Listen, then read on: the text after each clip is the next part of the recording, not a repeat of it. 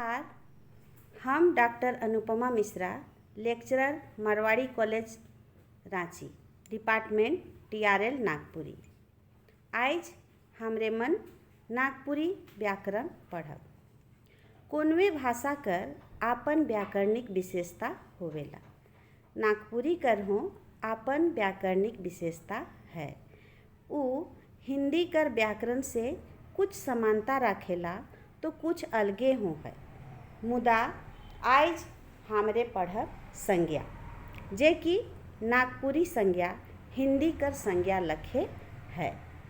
माने कि हिंदी में संज्ञा कर जे परिभाषा देवल है ओहे नियर नागपुरी में भी होवेला। संज्ञा कर मतलब नाम होवेला। कोनोए चीज कर नाम के हमरे संज्ञा कहिला। माने कि कोनो जिनिस, व्यक्ति, ठाव या भाव जाइत समूह कर नाव कर बोध होवेला तो उके संज्ञा कहल जाएला। दोसर शब्द में कोनो व्यक्ति, वस्तु, स्थान, जाइत समूह कर नाव के संज्ञा कहल जाएला। संज्ञा कर नागपुरी में हो हिंदी लखे 5 गो भेद है। पहला जातिवाचक संज्ञा, दूसरा व्यक्तिवाचक संज्ञा, तीसरा भाववाचक संज्ञा, चौथा समूहवाचक संज्ञा, पांचवा द्रव्यवाचक संज्ञा। तो पहला है जातिवाचक संज्ञा। जोन शब्द से कोनो एक वर्ण या एक मध्य कर जिनिस चाहे आदमी कर जाइत भैर कर बोध होवेला उके जातिवाचक संज्ञा कहल जाएला। जैसे कि गाय, आदमी, नदी, पहाड़, देश, पशु, पक्षी, माने जितना भी होवी पूरा जाइत कर बोध होवी। हमरे आदमी कहब तो सब आदमी कर बोध होवी। ओहे लखे पहाड़ कहब तो दुनिया कर सब पहाड़ कर बोध होवी। नदी कहब तो दुनिया कर सब नदी कर बोध होवी। से ले इके जाइत भैर कर बोध होवे के चलते जातिवाचक संज्ञा कहल जाएला। दूसरा है व्यक्तिवाचक संज्ञा। जातिवाचक संज्ञा कर विपरीत व्यक्तिवाचक संज्ञा होवेला। इकर में कोनो व्यक्ति विशेष, ठाव विशेष, नदी विशेष कर बोध होवेला। माने कि अगर इकर हमरे परिभाषा देव तो जोन शब्द से कोनो एक ठो वस्तु, व्यक्ति चाहे स्थान कर बोध होवी उके व्यक्तिवाचक संज्ञा कहब।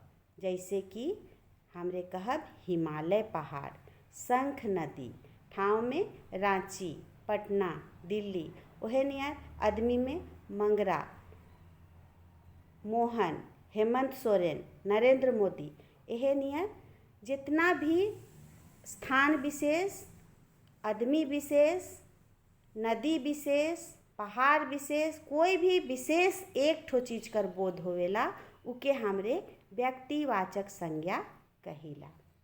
तीसरा है भाववाचक संज्ञा। जोन शब्द से आदमी चाहे जिनिस कर गुण या उकर दशा कर बोध होवेला उके हमरे भाववाचक संज्ञा कहिला। जैसे बुढ़ारी, जवानी, अकबकी, दुलार, ममता, एरंगा, सहियारो, गोतियारो, सुंदरई, हरियरी, बैठकी, कहे के मतलब जेकर से कोनो दशा कर गुण कर बोध होवेला उके हमरे भाववाचक संज्ञा कहिला। चौथा है समूहवाचक संज्ञा। जोन शब्द से कोनो जिनिस चाहे आदमी कर समूह चाहे झुंड कर बोध होवेला उके समूहवाचक संज्ञा कहल जाएला। माने जेकर में भीड़ कर बगरा चीज कर बोध होवेला उके समूहवाचक संज्ञा कहेना। जैसे पंचायत, पेठिया, जतरा, कुधा, गोच्छा, गोहड़ा, मेला, जतरा, बथान, मतलब जहाँ भी भीड़ कर बोध होवेला उके हमरे समूहवाचक संज्ञा कहिला। पाँचवा है द्रव्यवाचक संज्ञा। इकर में जोन शब्द से कोनो चीज के नापेक, जोखेक या तौलेक बोध होवेला उके हमरे द्रव्यवाचक संज्ञा कहिला। जोन जोन चीज़ के हमरे नापीला, चाहे जोखीला, चाहे तौलीला, उ सब चीज़ द्रव्यवाचक में आवेला। जैसे कोयला, लोहा, सोना, पानी, दूध, तेल, पीतल, जितना भी द्रव्य आवेला सब द्रव्यवाचक संज्ञा में आवेला। इते हमरे जान ली कि नागपुरी में हो हिंदी लखे संज्ञा का 5 गो भेद होवेला। अब आगे पढ़ब हमरे सर्वनाम।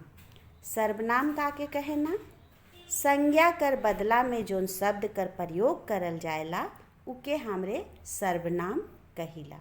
जैसे राम एगो संज्ञा होलक, इकर बदला में हमरे तोय, तोर, तोके, उके, कौन, के, केउ, का ई सब कर बोध करीला तो उ होलक सर्वनाम। संज्ञा कर बदला में उकर ठाव में जोन शब्द कर हमरे प्रयोग करब उ सर्वनाम कहायला। सर्वनाम कर 7 गो भेद होवेला।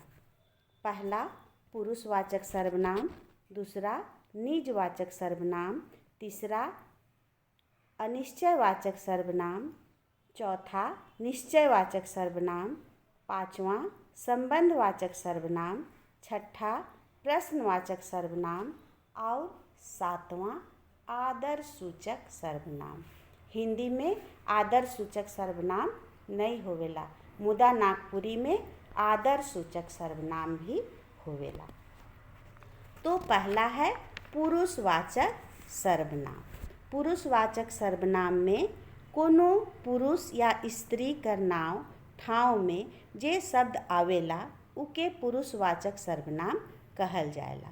इकर में बोलवैया, सुनवैया चाहे जेकर विषय में कहल जाएला उके हमरे पुरुषवाचक सर्वनाम में लानीला।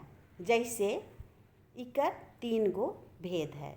उत्तम पुरुष जे कि बोलेला, मध्यम पुरुष जे कि सुनेला और अन्य पुरुष जेकर विषय में कहल जाएला।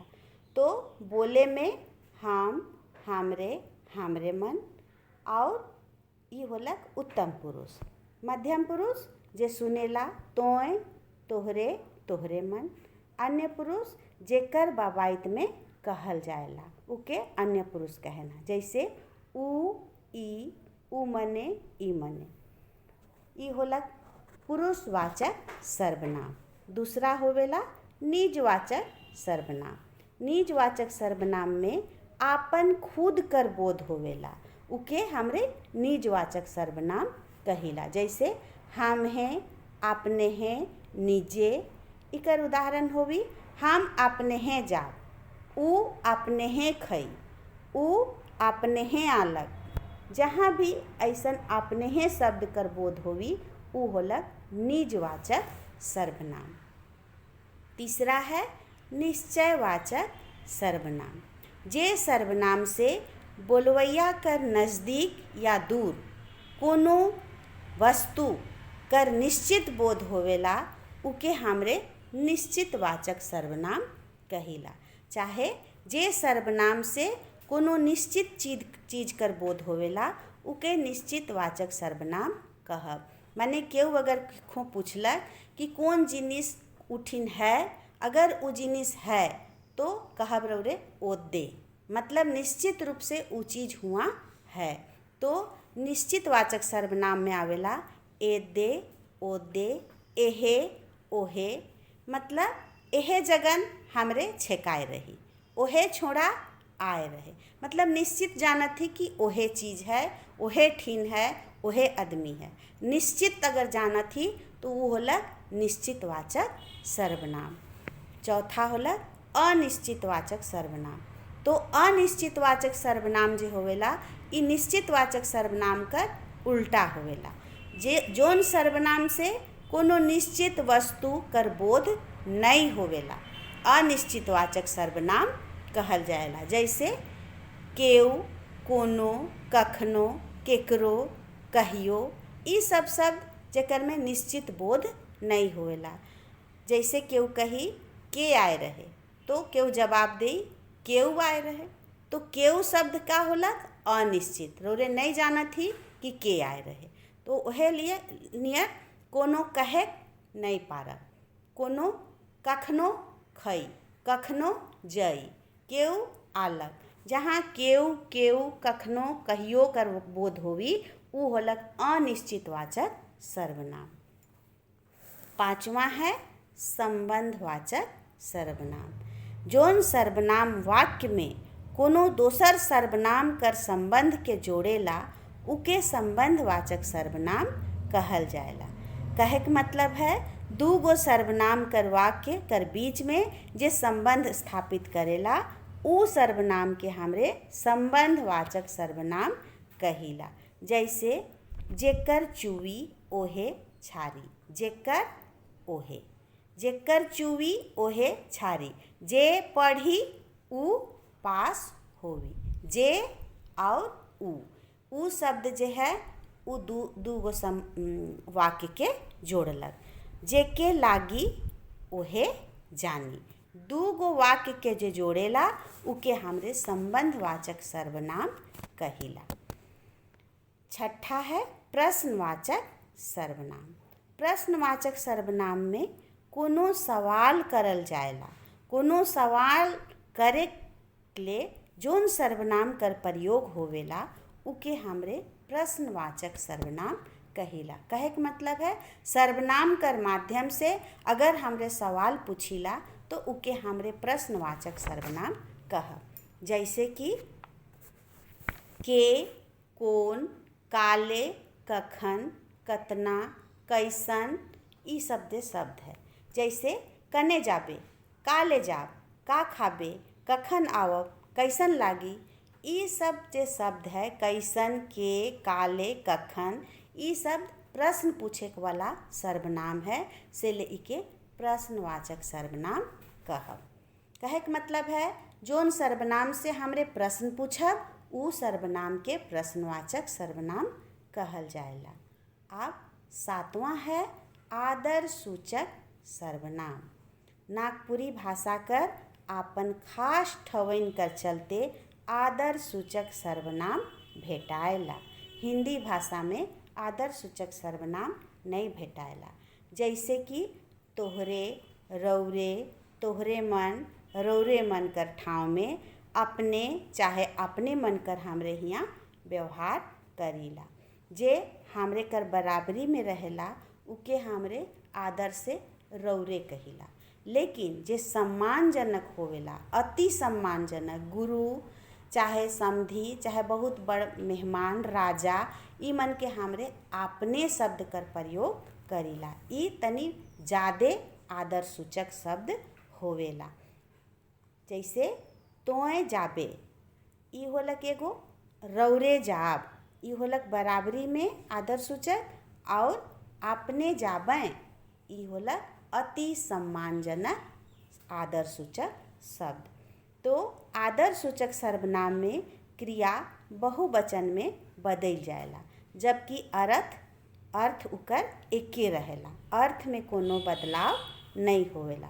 जैसे सामान्य में हमरे कहब तोय जाबे, लेकिन आदर सूचक में अपने जाबें, बहुवचन नखे, एके वचन है लेकिन हमरे कहब जाबें। और तोहरे मन जाबा, रौरे मन जाब, आदर सूचक में अपने मन जाबें। ई ते आज हमरे पढ़ली संज्ञा और सर्वनाम। आगे विशेषण मन पढ़ब।